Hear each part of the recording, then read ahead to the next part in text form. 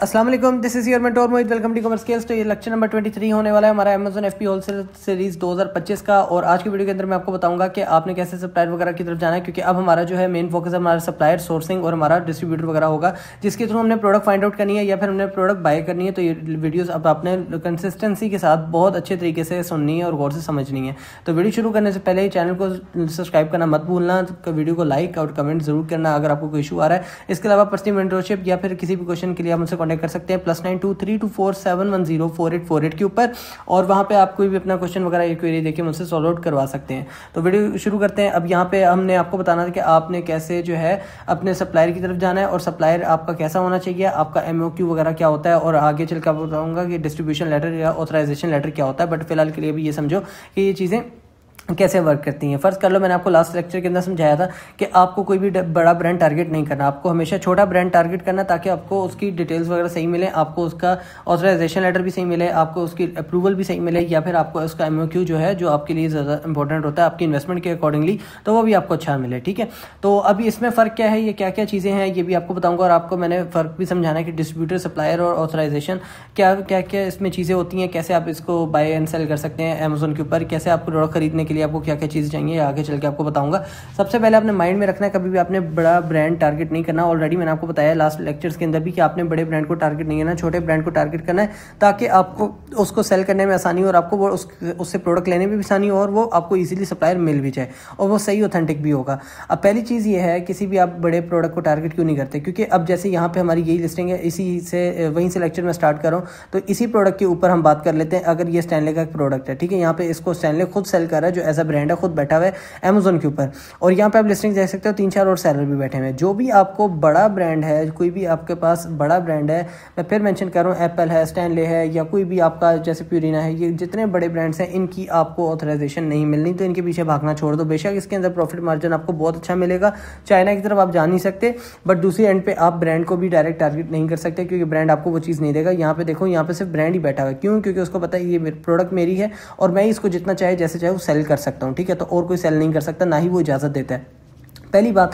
दूसरी बात, अगर आप इजाज़त ले भी लेते हो, जैसे मैं इनके पास आता हूँ और एक सेकेंड, मैं यहाँ पे आता हूँ आपके स्टैनले ब्रांड के ऊपर। ब्रांड के ऊपर आने के बाद मैं अपनी प्रोडक्ट ढूंढता हूँ, यार ये प्रोडक्ट मैंने सेल करनी है, ये वाली प्रोडक्ट मुझे चाहिए और ये मैंने अमेजोन पे लगा के सेल करनी है। मैं अगर इनसे इजाज़त लेता हूँ, ये पहली बात, मुझे इजाज़त नहीं देंगे या मुझे प्रोडक्ट ही नहीं देंगे या फिर मुझे उसकी इन्वेंट्री नहीं देंगे। हाँ, थर्ड पार्टी सप्लायर हो सकता है तो वो दे सकता है, बट ये ब्रांड डायरेक्टली नहीं देता। और अगर एग्जाम्पल ले लेते हैं, हम थोड़ी फिल्मी लोग लाइबिलिटी लेते हैं, हम कहते हैं चलो ठीक है, हमने ये हमें स्टैनले ब्रांड भी है जो हमें वो प्रोडक्ट दे रहा है। ठीक है, अब ये अगर हमें प्रोडक्ट भी दे रहा है, सबसे पहले आपने किसी भी ब्रांड पे जाना है, सबसे पहले आपने प्रोडक्ट अगर आपको मिल गई वहाँ पे कि हाँ भाई यही प्रोडक्ट है, उसकी कॉस्ट भी आपको कम कर रही है, आपने सबसे पहले सपोर्ट टीम पे जाना है। आपने सबसे पहले सपोर्ट पे बात करनी है। क्यों करनी है, आगे चल के बताता हूँ।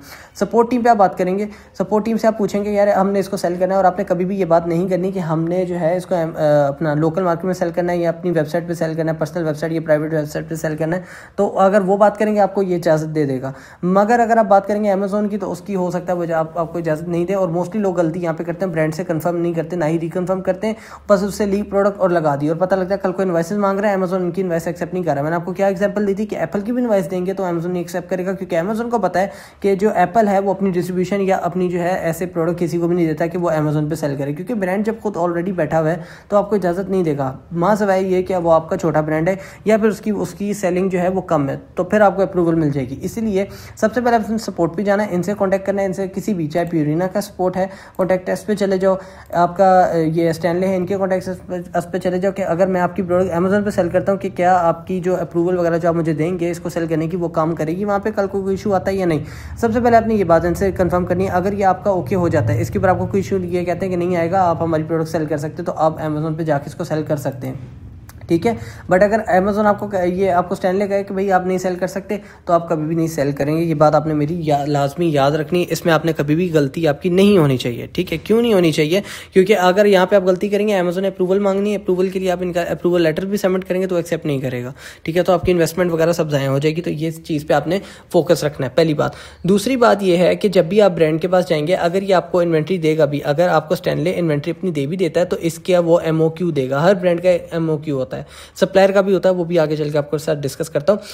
पहली चीज़ इनका MOQ होता है। ठीक है, MOQ क्या होता है कि मिनिमम ऑर्डर क्वांटिटी। जैसे फ़र्ज़ कर लो, यहाँ पे मैं सर्च कर लेता हूँ स्टैनले डिस्ट्रीब्यूटर्स, ठीक है, पहले इसके डिस्ट्रीब्यूटर्स भी निकाल लेते हैं अगर इसके हैं तो, ठीक है। पहली बात ये रखें 4,45,000 डिस्ट्रीब्यूटर एक मानने में ही बात नहीं आती, तो मैं छोड़ दूंगा कि मुझे पता है स्टैनले के इतने डिस्ट्रीब्यूटर हैं ही नहीं, ठीक है। स्टैनले ऐसे प्रोडक्ट का डिस्ट्रीब्यूशन देता ही नहीं किसी को, ठीक है। अब यहाँ पे एक ये आ रहा है इलेक्ट्रॉनिक्स के नेम से, इसको मैं ओपन कर लेता हूँ, फर्स्ट कर लो इसके बाद डिस्ट्रीब्यूशन है या नहीं है। पहली बात मैं इससे कॉन्टैक्ट उस पर जाकर कंफर्म करूंगा कि अगर आपके पास डिस्ट्रीब्यूशन है तो मैं इसको सेल कर सकता हूँ या नहीं कर सकता, और मुझे क्या क्या डॉक्यूमेंट मिलेगा अपने आप को क्लियर करने के लिए अमेजोन की तरफ, ठीक है।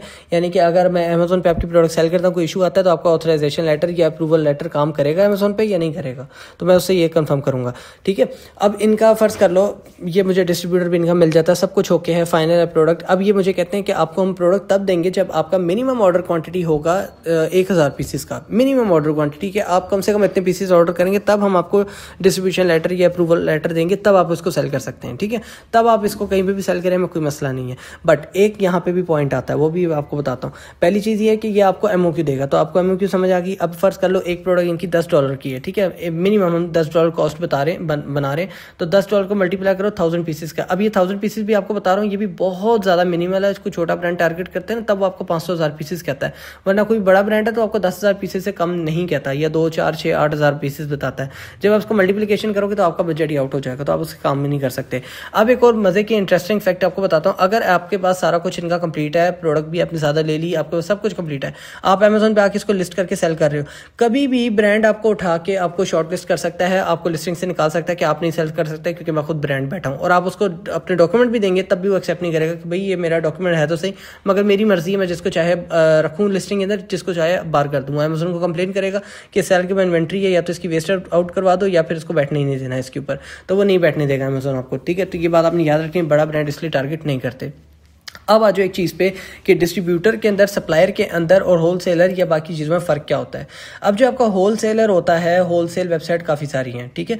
जैसे आपका एक प्रोडक्ट आपको मिल रही है अमेजोन पे, जैसे ये मिल रहा है हमें, ये कितने का मिल रहा है, 26 का मिल रहा है। अब होलसेलर क्या होगा, वो आपको होलसेलर इसको दे देगा, आपको 25 का दे देगा या 24 का दे देगा, ठीक है, $1-2 या $3 का फर्क दे देगा।